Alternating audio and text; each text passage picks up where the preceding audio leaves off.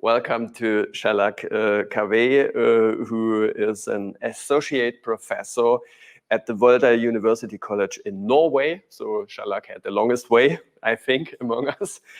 And he holds a PhD from the University of Oslo. He has written this PhD on the treatment of Roma and Romani groups by the Norwegian police and judiciary from 1900 till 1960.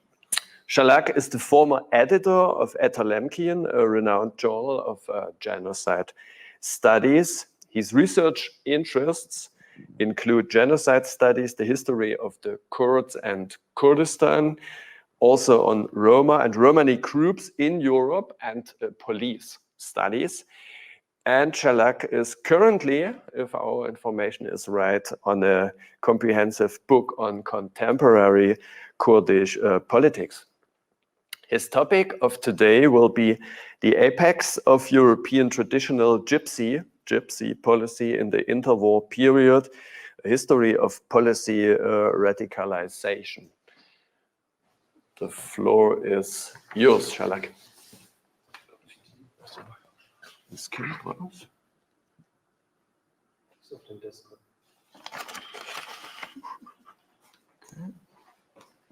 the floor is not entirely mine yet. Not yet. No, this is the apex here. Yeah, I have it.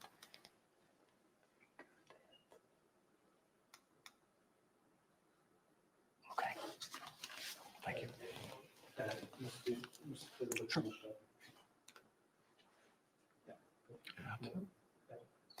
Okay. Thank you for your introduction. In this paper, I will give a general overview on what is meant by the traditional Gypsy policy. I will draw mostly on the German and Norwegian development. And secondly, I will also explain how a break happened in this policy. A quick note on terminology. In historical research on the European Roma groups, this research raises a set of problems regarding the use of terminology. The governments themselves had problems addressing the concerned groups. The terms and definitions they usually applied have seldom been bureaucratically operational or applicable.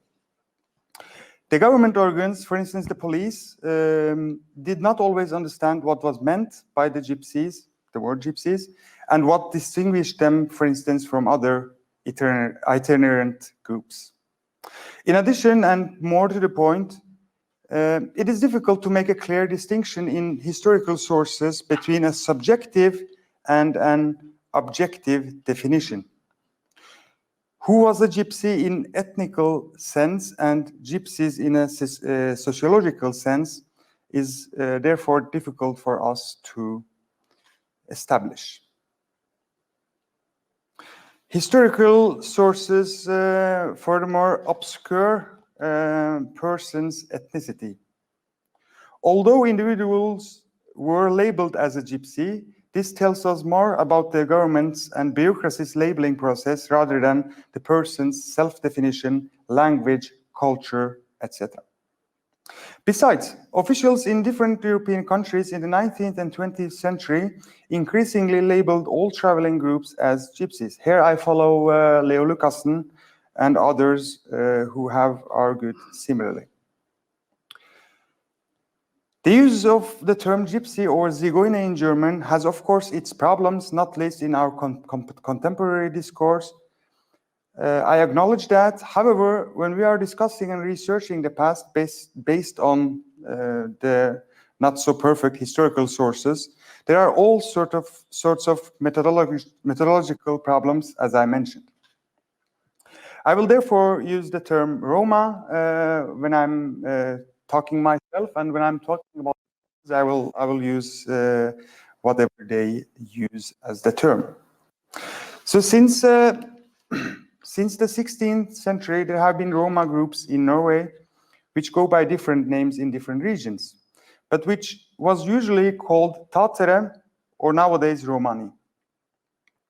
The Roma who arrived from Eastern Europe during the second part of the 19th century has generally been called gypsies or zigeuner. I mean, this is different in different countries. In Sweden, for instance,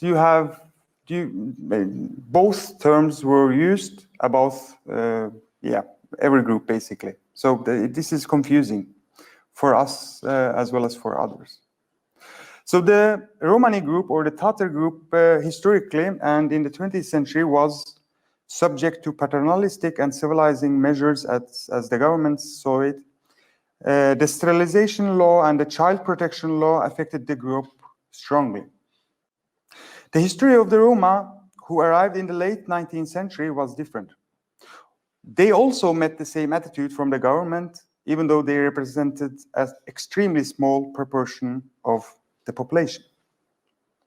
The difference in their situation was, however, in the measures taken against them in the interwar period. This is something that I will come back to very shortly. I will just say something about the picture. So every European country almost has had this population of Roma or Romani since 1500s. And you will always see these different perceptions from the governments to their domestic gypsies, let's call it. Here you will see it in above or to your right, I guess. Yeah. Domestic Tatar group in Norway. And below you will see a Roma group from Eastern Europe, but who arrived in Norway in the end of 19th century. You will, as I mentioned, find this distinction also in other places. This is from England, English travelers, and below you will see Kaldrash groups. And for those of you who are interested in this, there are all these subgroups of Roma and Romani. So now let me illustrate with an example from Norway how a traditional gypsy policy was typically applied. In 1915, the Norwegian Ministry of Justice stated, quote, "Other European states have adopted strict laws to prevent the scum from entering their borders. It was unacceptable to let Norway becoming the sewage of Europe by permitting gypsies to enter Norway," end of quote. Parallel with this development, there already existed a policy of assimilation of the so-called domestic gypsies, the Romani. This is a picture from the Svanviken workhouse where the Romani were supposed to learn so-called honorable work ethic. Now, while it was previously assumed that the prohibition against Roma entering Norway happened in 1927, I have shown and argued that this happened already in 1915 and during the war. An addition was made to the Alien Law in 1915, which stated, quote, persons without Norwegian citizenship who wanders from one place to another and makes living by craftsmanship must obtain authorization from the police. This authorization must not be given to gypsies," end of quote. A circular was then sent out in July 1915 to the police district stating, quote, "The intention of this regulation is precisely to give the police the admission to expel foreign gypsies already at arrival," end of quote. In a circular from the Ministry of Justice in June 2024, stated, quote, "Foreign gypsies should be denied entry at the border even though they should hold a passport," end of quote. So the Norwegian Alien Law of 1927 is passed with an explicit prohibition of the entry of the gypsy groups. And it says, quote, "Gypsies and other vagrants who do not hold Norwegian citizenship shall be denied entry to the realm," end of quote. So my argument here is that the explicit prohibition against Roma entering Norway in 1927 came because of the practice of the alien law in the period of 1915 to 1924. The application of this law, in this period did not satisfy the lawmakers' intentions back in 1950. They wanted a prohibition against the group's entry, but masked this implicit prohibition as a regulatory measure. When this policy failed, the explicit no-entry policy was developed at latest in the summer of 1924 and formally in 1927. However, how formal or explicit the regulations were, it was difficult for the government in the interwar period to reject, and even more difficult to expel Roma, which it saw as foreign citizens. In the case of the Norwegian Roma group, they were tricked to travel to Europe after the prohibition of 1927. The Ministry of Justice actually gave them emergency passports. And when they tried to come back and wanted to come back to Norway in 1934, they were denied entry, and with the exception of a few, all of them were killed in Nazi concentration camps later. Before I go into details of the German traditional Gypsy policy and the relation between these two countries and also the wider European context, I want to just in a couple of points show what the police perception of the Roma was. Well, one argument was that they were out of control. There was this invasion of the Gypsies. They would unavoidably be an economic problem for the country. They were loud, they were morally corrupt, and this may be contagious, disturbance of peace and public order.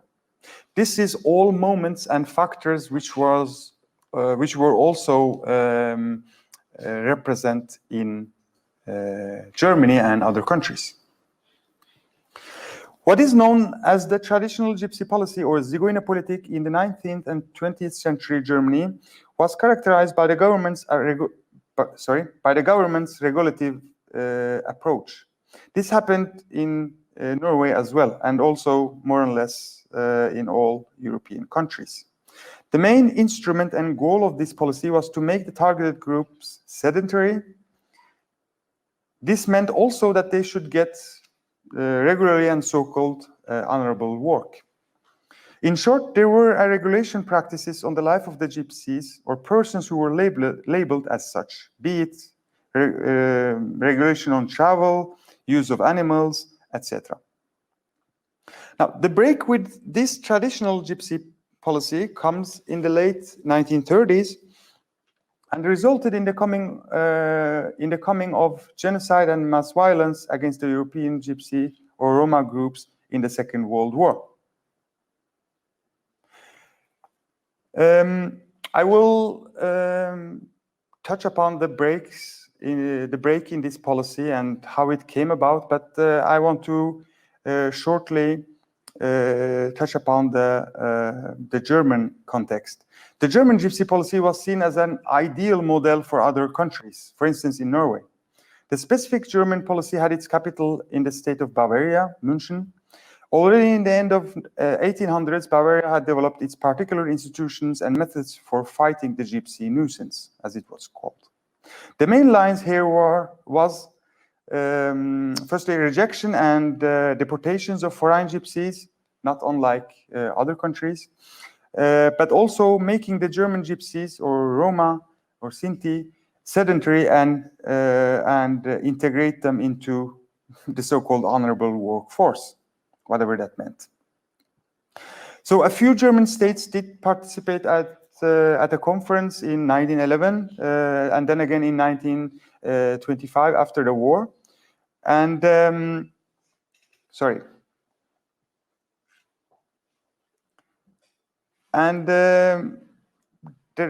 first regulations after the First World War actually was adopted by in Baden in December 1922.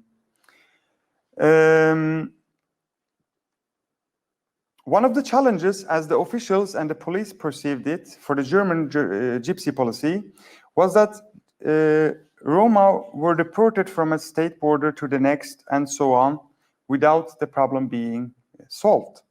The federal model had to lead to such an ineffectiveness in policy was the line of thinking. Another problem was between the ambitions of the central authorities, for instance in Munich, of improving and intensifying registration and control eager on the one hand, and the district government's wish of simply getting rid of the problem by deporting the groups to the state line or so on the other. This is also a tendency in other European countries, also in Norway. The continuities of these contradictory policies were, in other words, still present in German Gypsy policy.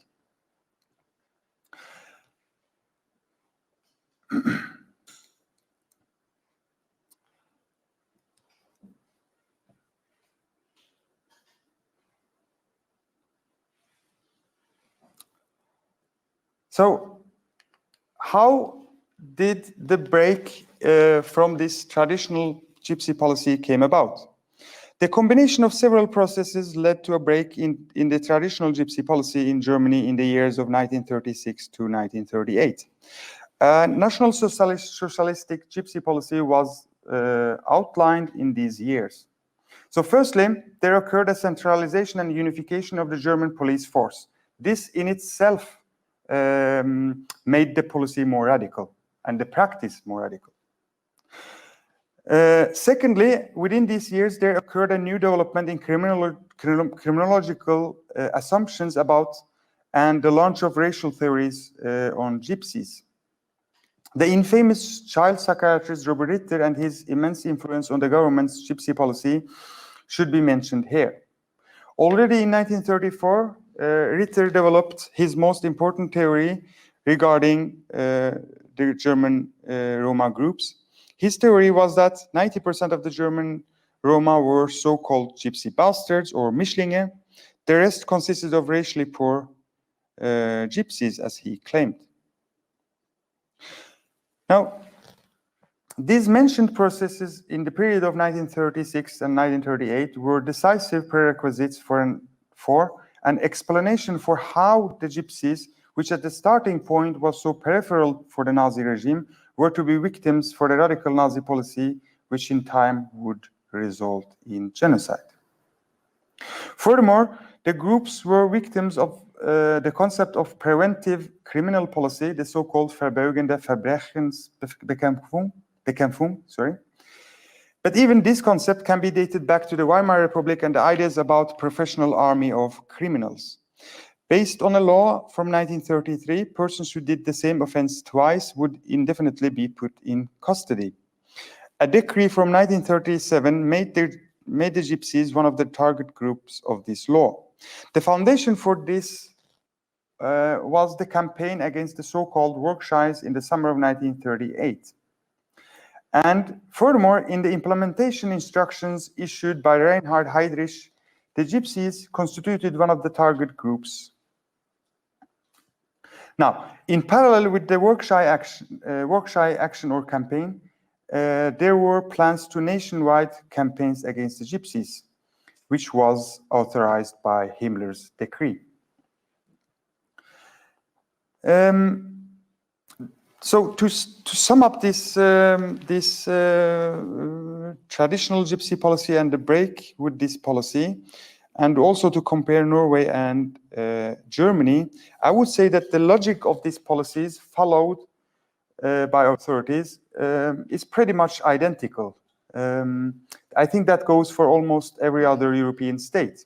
What was termed the vagrancy plague had a hegemonic power, and the power of this concept accounts well for the ambivalences and fluctuations in the government's policies against the Roma and Romani groups. In the language of law and government, the so-called vagrancy plague was a viable threat to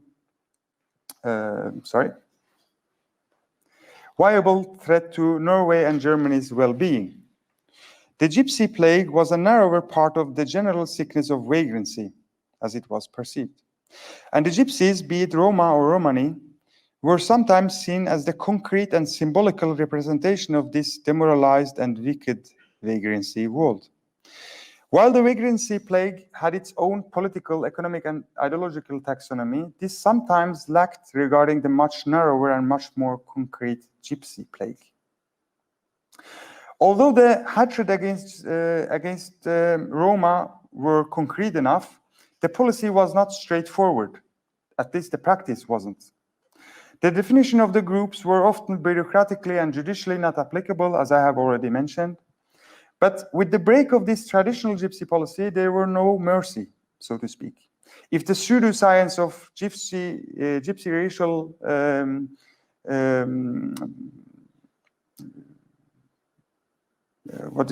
I just lost the word, but so if the racial science, as it was called, yeah, thank you. If you were marked to be a so-called Mischlinge or mixed Gypsy, that was a death sentence. So the grip of the state was tightened to its maximum with the break of this from the traditional Gypsy policy. Furthermore, and this point is very important, this is not to say that the traditional Gypsy policy was liberal or kind. On the contrary, the traditional Gypsy policy was pregnant with the deadly and exterminatory Gypsy policies of the Third Reich. Thank you.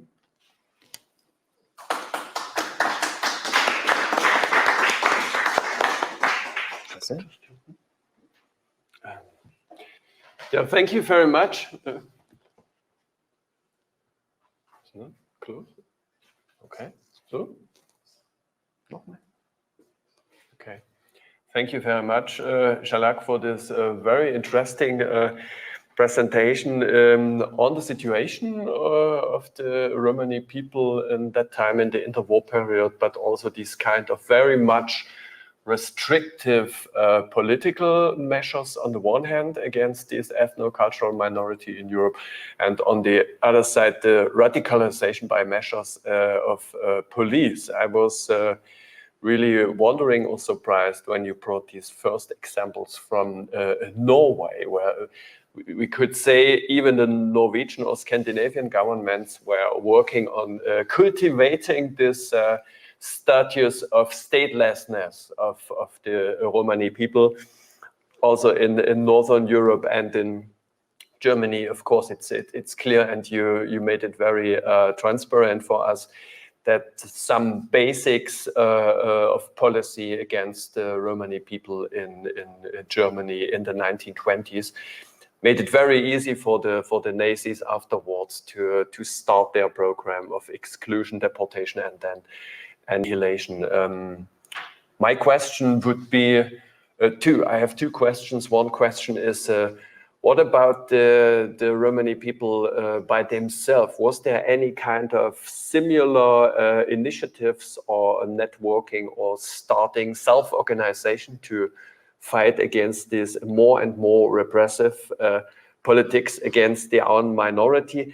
And the second question would be, what was with, in Norway or Scandinavia, but at least in Central Europe, was there any kind of initiatives by the so-called civic society organizations like churches or trade unions, just to start positioning in the other way, just to say this is discrimination, this is unhuman treatment of people who are living in our countries, we cannot tolerate it?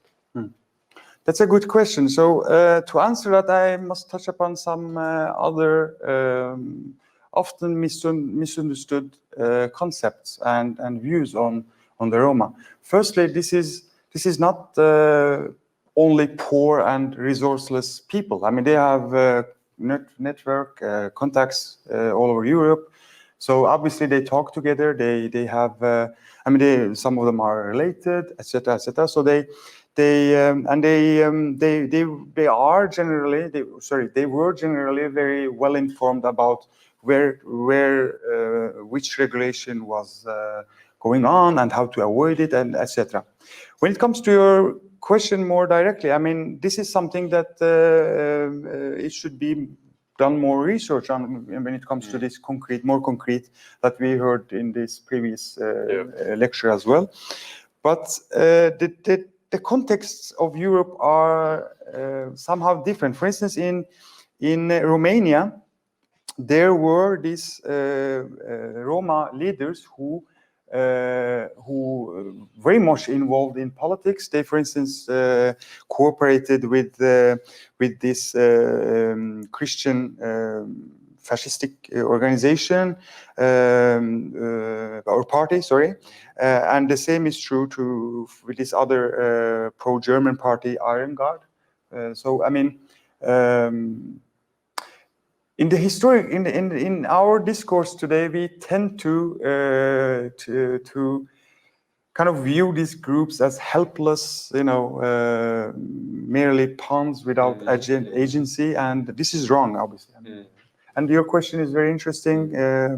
I invite comments and also information if somebody knows about concrete research project on this matter.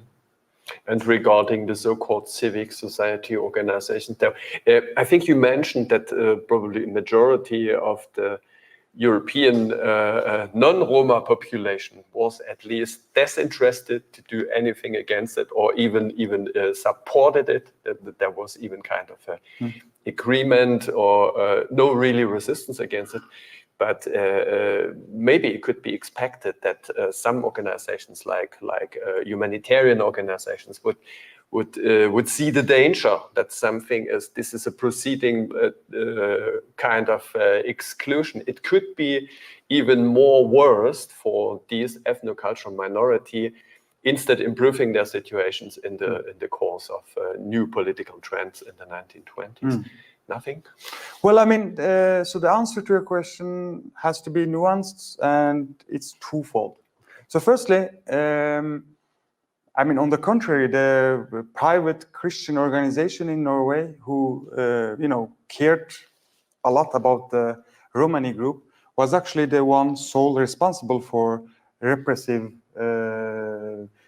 discipline methods on the group. So, I mean, no help, no sympathy, you could say. I mean, this is maybe a bit unnuanced from my part. But so secondly, there were politicians in the interwar period and also in some instances, police officials who had what we today could call a humanitarian perspective, who didn't hate the groups. I mean, it's somehow obvious from what they wrote.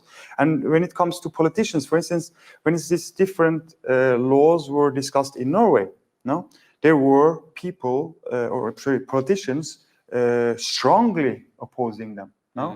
Let me take an example of bans on traveling with horses, which was also prohibited in Germany from 1926 on, almost on a national scale. In Norway, this law was adopted in 1935. That is the law of protection of animals. In that, originally was suggested that the travel with horses should be forbidden for the Romani group. And there was this huge discussion. So that addition did not actually pass, no? But in 1951, the same addition is again suggested. And I think, if I remember correctly, in 15 or 20 minutes, the whole discussion was over and the law was adopted. No? In Norway. In Norway.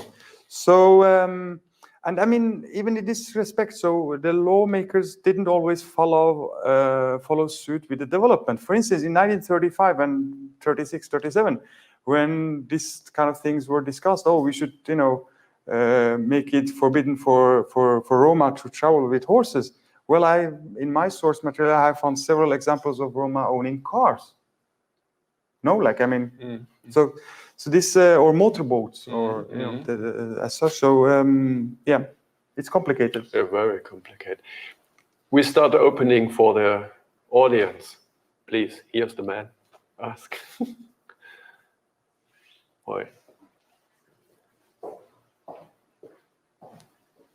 Yeah, thanks, Chalak, for this very interesting insights. So I have two questions. First, connecting to Norway and a little bit also to my presentation tomorrow, Fridtjof Nansen.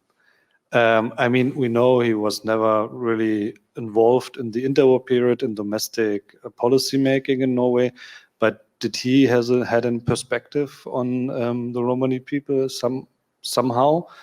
That's the first question. And the second one, I mean, this radicalization, could you elaborate a little bit more on that? Because, I mean, in comparison of the interwar period, if we take a look, I mean, after 1918, there are more than 10 million refugees in Europe, and 1/3 of them so-called stateless people. So is this radicalization seen in comparison to these other refugees, or did the Romani became more visible or invisible in this time? So these kind of questions I have. Thanks. Thank you. So the short answer to your first question is I don't know.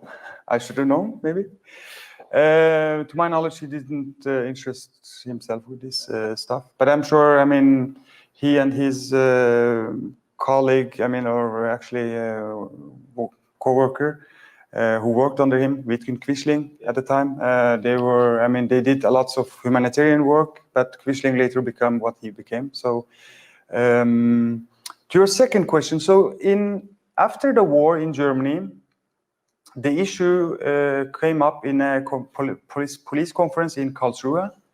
The debate there were involved around how could we make a nationwide law and also practice, and how could we make the Bavarian or the München Polizeidirektion, the national intelligence office for this kind of work. It went through. The Bavarian law against gypsies, vagrants, and work shies were adopted in 1926. From 1926 to 1929, there were all this communication between German states to adopt this really on a nationwide scale.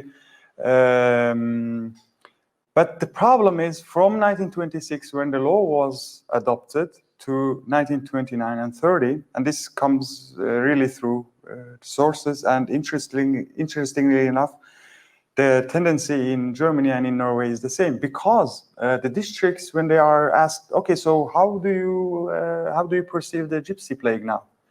They will say, well, I mean, the real gypsies are not here anymore.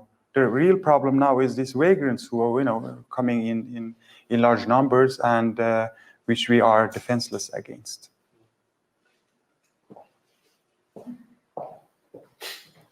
So that means one can argue that this kind of longer developed hatred against the Romani people made it possible or more visible to, let's say, law and policy making, because it was already there, and it was a group which was well defined. I mean, ill-defined, of course, but well defined from other sources. Yeah, that's very interesting.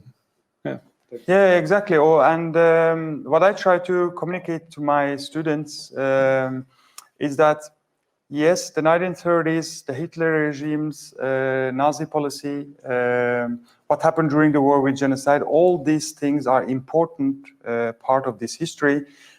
But there is somehow this gap between our understanding on the 30s. We say, in the 30s this happened, genocide, the use of genocide were to legitimate different positions.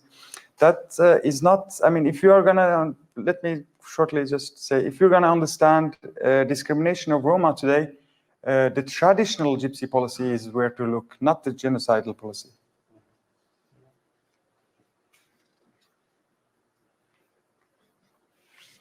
There's another question. Could you please use the mic?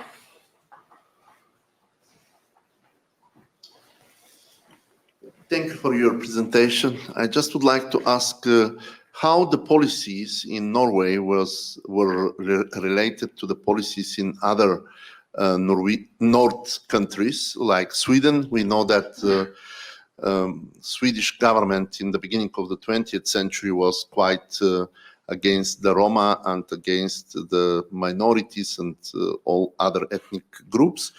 And the second question is, did the Norwegian police start all these actions at the beginning of the 20th century independently from German government, or there was some kind of influence to their actions from the German government? What do you think?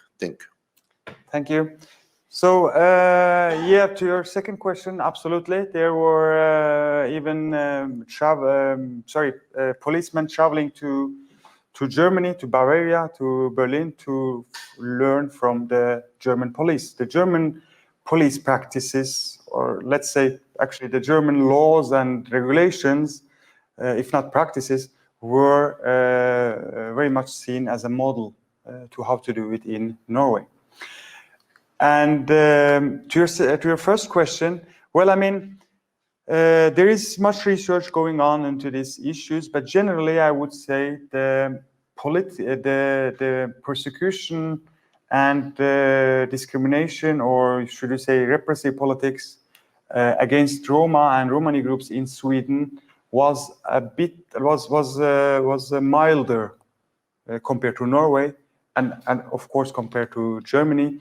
In Denmark, it was even milder than in Norway. And this begs the question, why, right? I mean, and we can of course speculate a bit on this. I think Norway, being a young nation and in need to define its identity, in need to define its borders, not only physically but also ideologically, is important in this context. But the state, the concept of state in itself, how to demarcate between us and the other outside the state, is important. The logic of the police, no? I mean, a little bit of control is not enough for the police. Police have to have control, obviously, no? I mean, it doesn't make sense to, we have a bit of control of the situation. So that's a contributing factor when it comes to policies against Roma.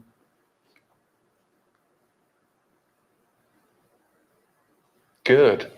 More questions from your side? I would have one question more.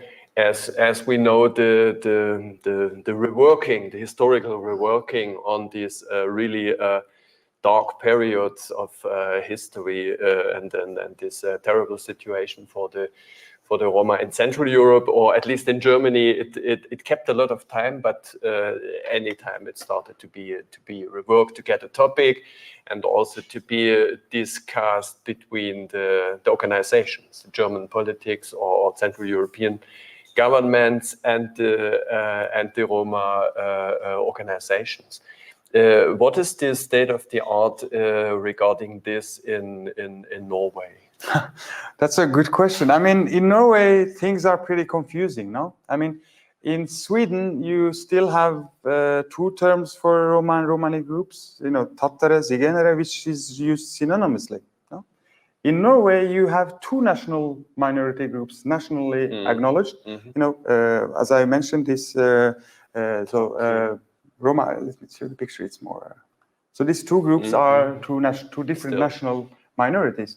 In Sweden, they're not acknowledged as such, and so there's these different strategies. And I know that the government, at levels of ministry, they are in contact with organization and leaders for these different groups. As you know, we have other national minorities as well. So in Norway, one has followed this line of codification, if you could say, in this humanitarian context, no? I don't know if it's generally or specifically in this case, it's a good idea actually, because I mean, one of the reasons why the German and Norwegian police in 1940s could really easily identify Jews was, identification by ethnic lines. And so I think there's reason to be skeptic about this codification. Also, in terms of like something else, somebody here said very wise. It was Stefan Ehring who said something about Germany being a kind of Ottoman Empire. Yes, and how are we gonna live together if there are this inevitable and not differences who we cannot do anything about. So I'm not saying that we shouldn't acknowledge different groups. I'm just saying that we should be cautious with cementing unreal differences, at least, yeah, cultural identity is a very difficult and complex thing. No, you can't just codify it and say, okay, so we have Romani or we have. Thank you so much. Or do we have questions in the chat? No. Okay, not yet. Okay.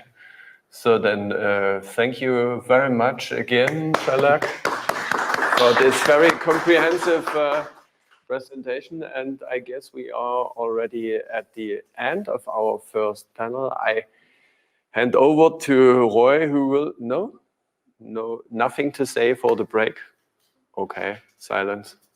Good. Thank you so much. Enjoy your refreshments and see you then again to panel number 2.